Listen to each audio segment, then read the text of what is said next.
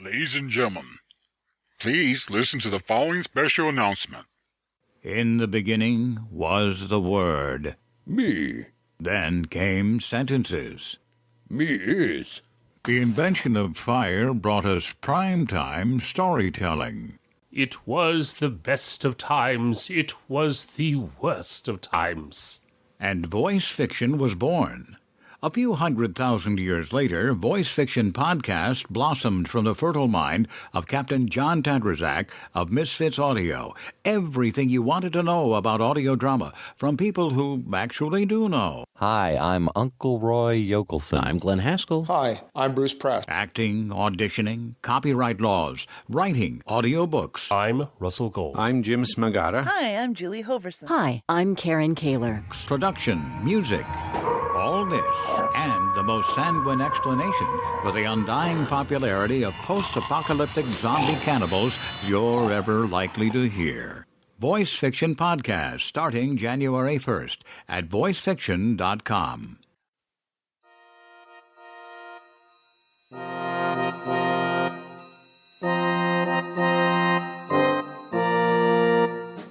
Misfits Audio is somewhat proud to present The Administration, a series written and created by Mike Murphy and starring Joe STOFKO as President Richard Duncan and Peter KATT as his Chief of Staff, Mergatroid.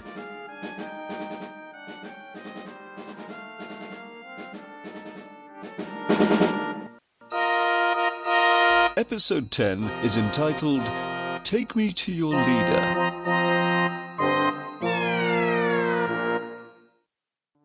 We take you now through the twin magics of audio and your imagination to a Kilparkian spaceship on approach to Earth.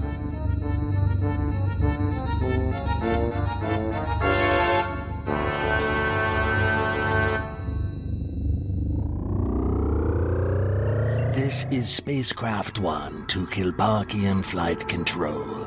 Come in, please. We hear you. Continue, Gruk. I am approaching Earth. Computer estimates arrival in 16 Olupays. Do you have the landing coordinates? Something known as the White House? That's correct. How will I know it? It's a house, and it's white. No landing in a sparsely populated rural location this time, and abducting a couple of semi-toothed Earthers who no one will ever believe? This isn't a pleasure trip. This is business.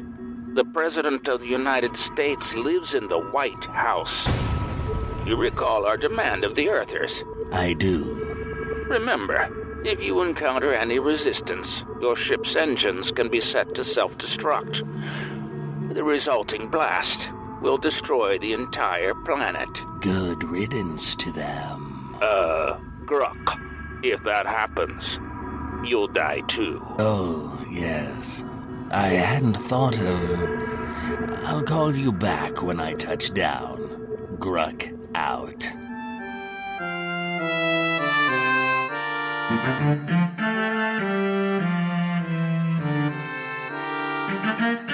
Are you ready for the press conference, sir? As ready as I'll ever be. We're toast. You read the notes I gave you? I certainly did. No Walker Texas Ranger Marathon last night?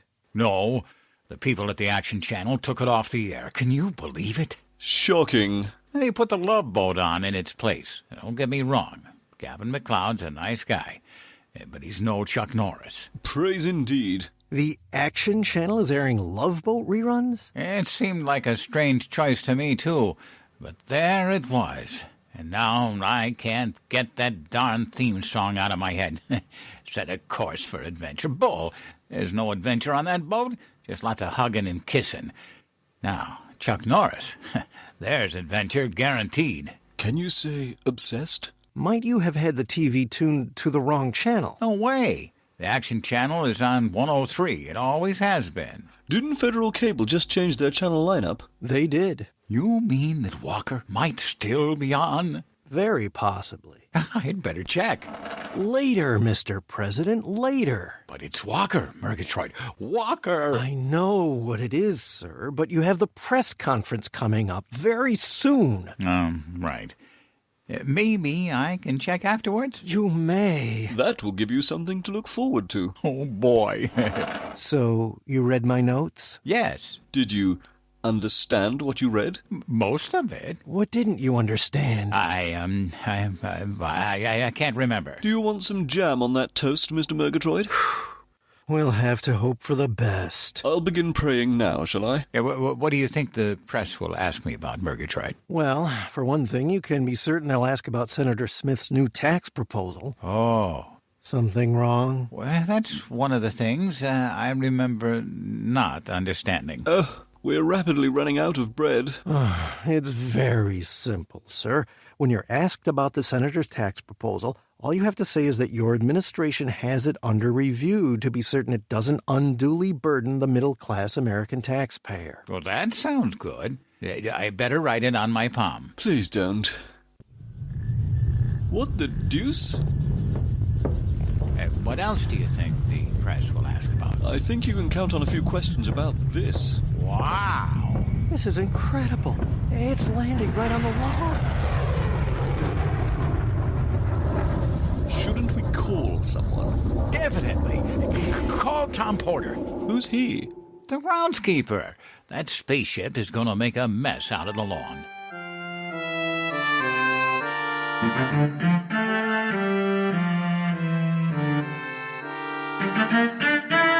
It sure is pretty, isn't it? I mean, as far as spaceships go. Step back, gentlemen. Who are you? Agent Hildebrandt, Secret Service. Really? No, not really. But you just said... It's a secret. Shh! Oh.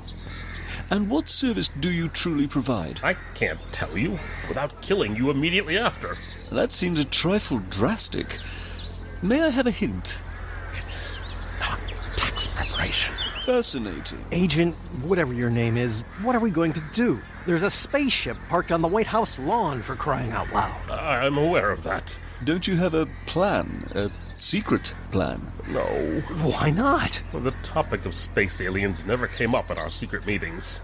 Just illegal ones. That's right. Perhaps the aliens like toast. Sorry? Mr. Narrator. Last toast joke in this episode, I promise. Good.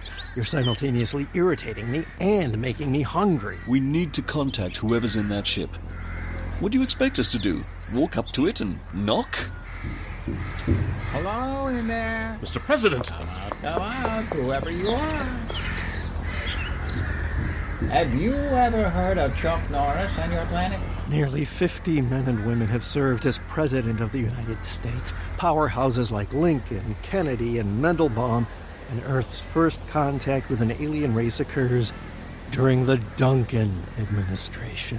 With luck, we'll survive. We'd better get over there.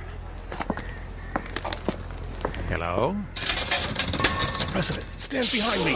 But you're taller than I am. I won't be able to see. Perhaps you could sit on his shoulders. Now that's an idea. How about... No, get behind me! Okay, but I'm peeking. That doesn't help, people. This is audio. Our large extraterrestrial visitor is wearing the latest in alien chic. His tightly curled purple hair cascades out of his impenetrable-looking flight helmet and onto his blue body armor. Said armor covers most of his tall form, ending just above a pair of impressively spiked black boots. Notice how his purple cape flutters in the afternoon Washington, D.C. breeze. Alien fashion by Yolki of Arcturus. On sale in the gift shop for a mere 500 quartloos. I am Gruk of the planet Kilparkian. Which of you is the president? He is. Friends like these. May I help you? I'm the president. No. I can't help you? You're not the president. But I am. Aren't I, Mergatroid? You are, sir. I remember a very busy day back in November. Lots of old, odd boxes with tiny levers, all sorts of people walking in and out of them, and I ate a bologna sandwich, and I gave a speech. Or was it the speech and then the sandwich? I don't recall. Why do you think he can't be the president? His birth certificate? I assure you that Mr. Duncan is the president. I was expecting someone else. Who? I can't recall his name now. Stooped shoulders, dark hair. I think his last name starts with an N. Nixon? Yes, that's him. He is no longer in charge of your nation? He is no longer alive. Shame. Evidently, it takes longer for your television signals to reach my home world than we thought. You must have come from very far away. Oh, yes.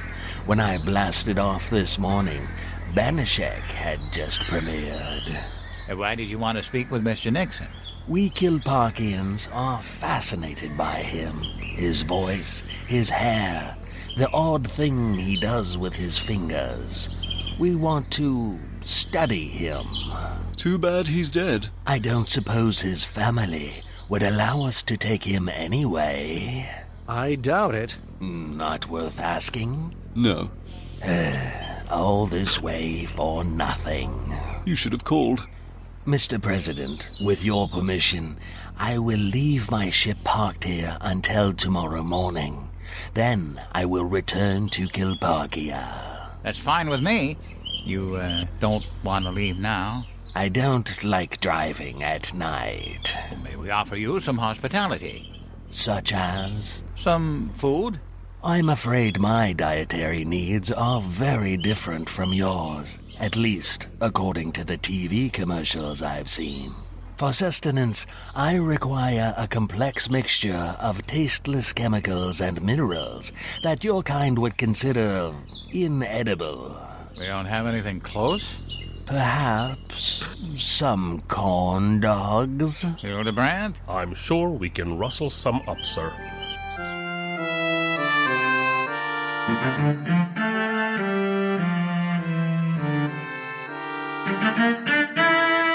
Oh, it's fascinating. On your world, you actually use saliva as currency? We call it spit. Well, it's been a very long day for me. I'm sure it has been for you, too. Yes, but I'm looking forward to the frequent flyer miles I'll be getting for my trip. My wife keeps bugging me to take a vacation. My Dorothy keeps pestering me, too. Evidently, some things are universal. If you'd like to get some rest before your return flight, I can set you up with a room here in the White House. I'm afraid my size would make that difficult. I have sleeping quarters on my ship. May I get you anything? The Walker Texas Ranger series you spoke of sounds interesting. May I view it? You bet you can. I have the whole first season on DVD. Gruk, I think this is the beginning of a beautiful friendship.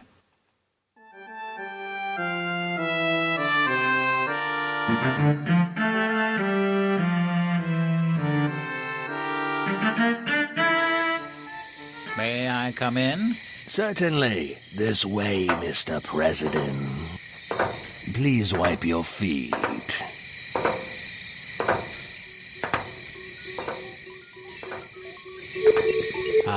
There you are. I brought the DVDs. What is that? What is what? That in your arms. You mean Mr. Woggles? What is he? He's a teddy bear. Is he alive? No, not really. Or so I've been told. May I hold him? Well, if you're very gentle. Here. So squeezable. So soft. So mine. Mr. President, since we can't have Mr. Nixon, we want this teddy bear. You want to take Mr. Woggles into space? Yes. Wouldn't he be happy there? I'm not sure. He's never been higher in the air than I can toss him. Does it have to be Mr. Woggles? I can get you another teddy bear. My people want him. Maybe I could call Nixon's family.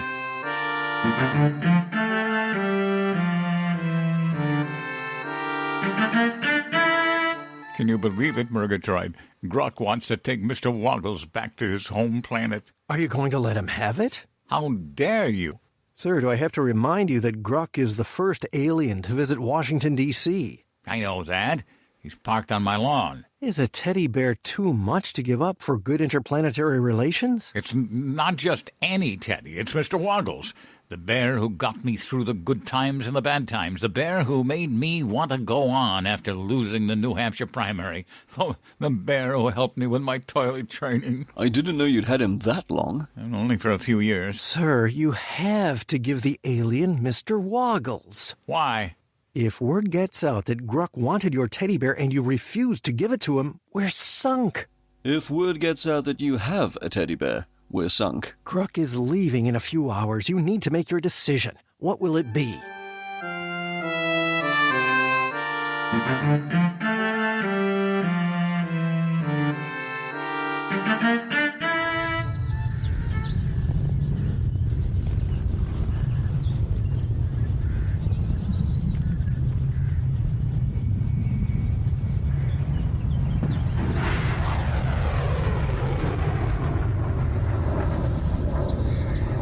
I'm proud of you, sir. I'm gonna miss that little guy.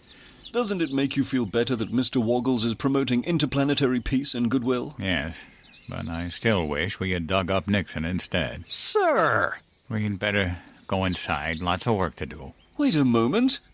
What is that? Where? There. Don't you see it? It looks like something descending on a parachute. I hope Gruk's ship is okay. Oh my God! Could it be? Yes! Yes, it is!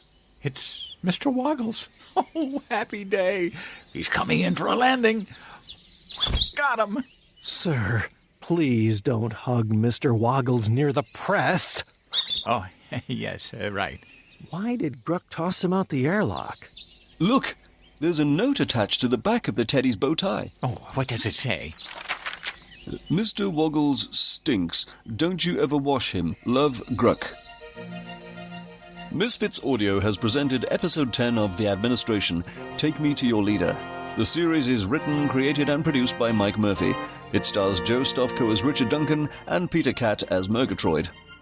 Jorn Anderson portrayed Gruk, Tom Dusenberry was heard as the Kilparkian control voice, and Russell Gold portrayed the very secretive agent Mr. Hildebrandt, if that really is his name. The assistant producer was Captain John Tadrzak. Post-production was accomplished by Alex Lawsford. Original music was composed and performed by Sam Wu.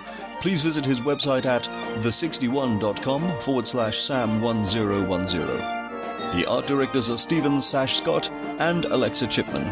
The script editor is Arlene Osborne. All the characters portrayed in this series are fictitious. Any resemblance to actual persons living or dead is purely coincidental and a cause for concern. This has been a production of Misfits Audio, copyright 2013, all rights reserved. This is your narrator, Terry Cooper, speaking.